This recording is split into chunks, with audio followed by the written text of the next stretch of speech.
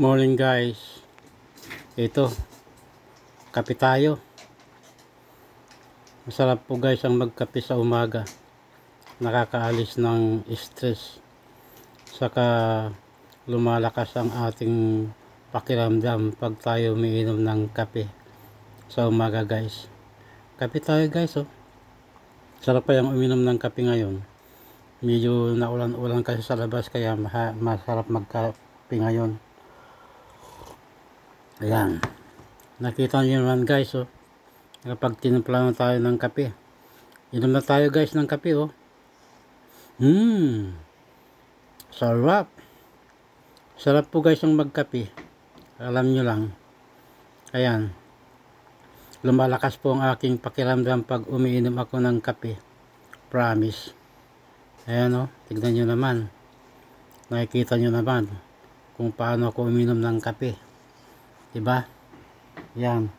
Sarap uminom ng kape guys. Nga pala. Sira na yung swilas ng aking sapatos. Kaya kailangan kong palitan. Lalagyan ko ito ng 4 na pirasong coupon band bawat isang sapatos para maganda. Ang ginagawa ko po, kumukuha ko ng 4 na pirasong coupon band. Inaayos ko siya. Kaya tulad niyan. Inaalisan ko muna ng staple para hindi masakit. Yan guys oh, tignan nyo. Mamaya ilagay ko na yan sa aking sapatos para gawin kong swelas. Wala eh, hindi ako makabili ng bagong sapatos eh dahil mahal. $25 kaya ang isang pares ng sapatos na bago, pero hindi ako makabili. Bakit kaya ganon? Ay may sahod naman ako, diba? Ay naku buhay. OFW, konting tiyaga, konting tiis. Ganon talaga ang buhay. Tiyaga-tiyagaan lang. Di bali, makaraos din tayo pagdating ng panahon. Di ba guys no? Kaya konting tiis lang, konting tiyaga. Malay natin giginhawa tayo balang araw. Kaya no choice. Ganun talaga ang buhay guys. Tiyaga-tiyagaan lang. Huwag tayong mawalan ng pag-asa. Dahil darating ang panahon, giginhawa rin tayo. Basta kumilos lang. Ayan guys, tinatanggal ko ng aking sapatos. Kita nyo naman ang swilas oh. Yung coupon band na pinagpatong-patong ko dati. Nasira na, so kailangan kong palitan ito ng bago. Ayan. Ay naku, walang pambili ng bago. Kaya tis-tis muna sa paglalagay ng coupon band sa aking sapatos. Grabe guys.